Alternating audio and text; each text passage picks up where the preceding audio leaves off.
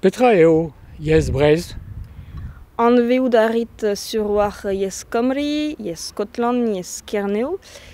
Da la rede, ni zo sevel an eveleptra e Breizh, ur strolad, ne ket ur strolad politikel, mais ur strolad braz, a zesach an ol vretonet, evit lakat Breizh da gaout ur statut nevez, ur statut a gloto gwelloc'h gant e ezommo. Ya an drazez zo bet krouet da genta tout e roioù keltiek e bro Gembre, e bro Saoz, e Kerneveur. A ni zo krouet an eveleptra e Breizh, emañ mo labourat a dorn gant nies Cymru, a ni zo e da rempredie gant nies Scotland da skouer, hag emañ mo sevel a deurug a redeo an eveleptra e Breizh.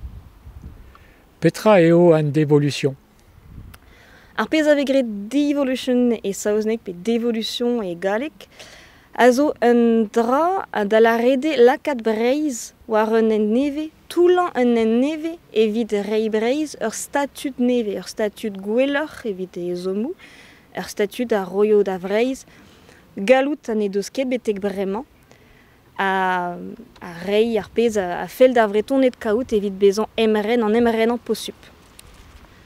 Sonjal a radeomp e vo ret da vrochal asanti d'an draze, a don a ben d'ober evel ma vegret da skouer e bro Spagne, e bro Alamagne, e bro Italie, hag en ur bern broioù a ben afin en Europa a bez, da istol en Europa a c'hornouk, a daou e da vrochal asanti d'an draze, se zo ster an istor a nig av deoc'h e vo ret da vrochal asanti da reier statut nevet da Breizh forz penaos, ya.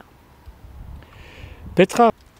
Ni zo klask lakan e pen a vretonet e redeo bezan strolet an ol assemblez evit bezan kreñvoc'h a lakat gwask war a re a c'hell dibab, a c'hell kemer divichou e Breizh hag e brochal evit asanti da vont war un ent neve, da doulan un ent neve evit e reier statut neve a gwelloc'h hag a gloto gwelloc'h gant ezommoù Breizh hag a vretonet.